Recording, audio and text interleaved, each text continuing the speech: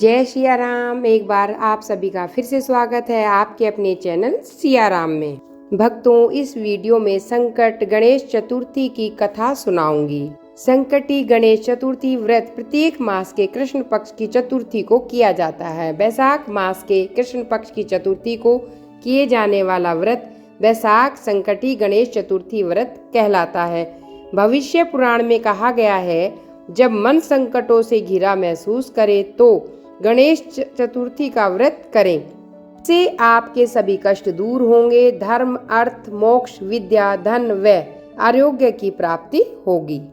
आइए सुनते हैं कथा। धर्मकेतु नामक ब्राह्मण की कथा।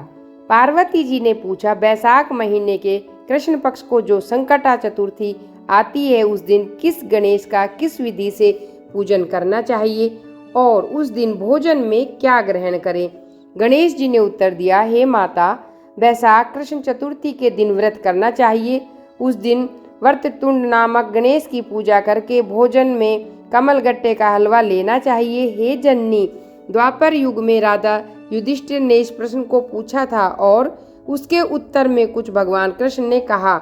मैं उसी इतिहास का वर्णन करता हूँ, आप श्रद्धा युक्त होकर सुने। श्री कृष्ण बोले, हे राजा युधिष्ठिर, इस कल्याणदात्री चतुर्थी का व्रत जिसने किया, उसे मैं सभी प्रकार से जो भी फल प्राप्त हुए मैं कह रहा हूँ। प्राचीन काल में एक रंती देव नामक प्रतापी राजा हुए। जिस प्रकार आग तृण समूहों को जला डालती है, उसी प्रकार वे अपने शत्रुओं के विनाशक थे। उनकी मित्रता यम, कुबेर, इंद्रादि देवों से थी। उन्हीं के राज्य में धर्मकेतु नामक एक श्रेष्ठ ब्राह्मण रहते थे। उनके दो स्त्रियां थी, एक का नाम सुशीला और दूसरी का नाम चंचला। सुशीला नित्य ही कोई न कोई व्रत किया करती थी।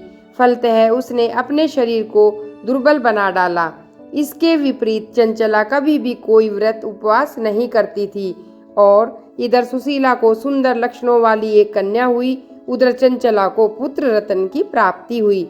यह देखकर चंचला बारंबार सुशीला को ताना देने लगी, अरे सुशीला, तूने इतना व्रत उपवास करके शरीर को जर्जर बना डाला, फिर भी एक कष्टकाय कन्या को जन्म दिया। मुझे देख, मैं कभी व्रत आदि के चक्कर में ना पड़कर हष्ट पुष्ट बनी हुई हूँ और वैसे ही बालक को जन्म भी दिया है। अपनी सौत का यह बात सुनकर सुशीला के हृदय में चुभने लगी। वह पतिव्रता विधिवत गणेश जी की उपासना करने लगी। जब सुशीला ने भक्ति भाव से संकट नाशक गणेश चतुर्थी का व्रत किया तो रात्रि में वरदायक गणेश जी ने उसे दर्शन दिए। श्री गणेश जी ने कहा, हे सुशीले, तेरी आराधना से हम अत्यधिक संतुष्ट हैं और तुम्हें वरदान दे रहे हैं कि तेरी कन्या के मुख से निरंतर मोती और मूंगा प्रवाहित होते रहेंगे। हे कल्याणी, इससे तुझे सदा प्रसन्नता रहेगी। हे सुशीले, तुझे वेद शास्त्र वीरता एक पुत्र भी उत्पन्न होगा। इस प्रकार का वरदान देकर गणेश जी वहां से अंतर्ध्यान हो गए। वरदान प्राप्ति के फलस्वरूप उस कन्या के मुख से सदैव मोती और मूंगा झड़ने लगे। कुछ दिनों के बाद सुशीला को एक पुत्र उत्पन्न हुआ। तदंतर धर्मकेतु का स्वर्गवास हो गया। उसकी मृत्यु के बाद चंचला घर का सारा धन लेकर दूसरे घर में जाकर रहने लगी, परंतु सुशीला पति गृह में रहकर ही पुत्र और पुत्री का पालन पोषण करने लगी। उस कन्या के मुंह से मोती मूंगा गिरने के फलस्वरूप सुशीला के पास अल्प समय में ही बहुत सा धन एकत्रित हो गया।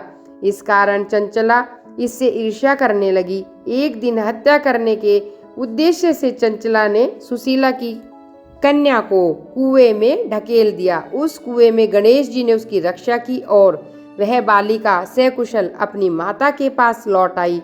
उस बालिका की जीवित देख चंचला का मन उद्विग्न हो उठा। वह सोचने लगी, जिसकी रक्षा ईश्वर करता है उसे कौन मार सकता है। इधर सुशीला अपनी पुत्री को पुनः प्राप्त कर बहुत खुश हुई। पुत्री को छाती से लगाकर उसने कहा, श्री गणेश जी, तुझे पुनः जीवन दिया है। अनाथों के नाथ गणेश जी हैं। चंचला आकर उसके पैरों में नतमस्तक हुई। उसे देखकर सुशीला के आश्चर्य का ठिकाना नहीं रहा। चंचला हाथ जोड़कर कहने लगी, हे बहन सुशीला, मैं बहुत पापिन हूँ, दुष्टा हूँ। आप मेरे अपराधों को क्षमा कीजिए। आप दयावती हैं, आपने दोनों कुलों का उद्धार किया है। जिसका रक्षक देवता होता है उसका मानव क्या बिगाड़ सकता है। जो लोग संतों एवं सत्पुरुषों का दोष देखते हैं वे अपनी करनी से स्वयं नाश को प्राप्त करते हैं। इसके बाद चंचला ने भी उस कष्ट निवारक पुण्यदायक संकट नाशक गणेश जी के व्रत को किया। श्री गणेश जी के अनुग्रह से परस्पर उन दोनों में प्रेम भाव हो गया। जिस प्रकार गणेश जी की कृपा उन पर हुई उसी प्रकार भगवान हम सब पर भी अपनी कृपा दृष्टि बनाए रखें। बोलो गणेश भगवान की जय। भक्तों, यह थी संकट चौथ की कथा। अगर आपको यह कथा पसंद आए तो आप मेरे चैनल को लाइक कीजिए, सब्सक्राइब कीजिए और मेरी वीडियो को अधिक से अधिक शेयर कीजिए।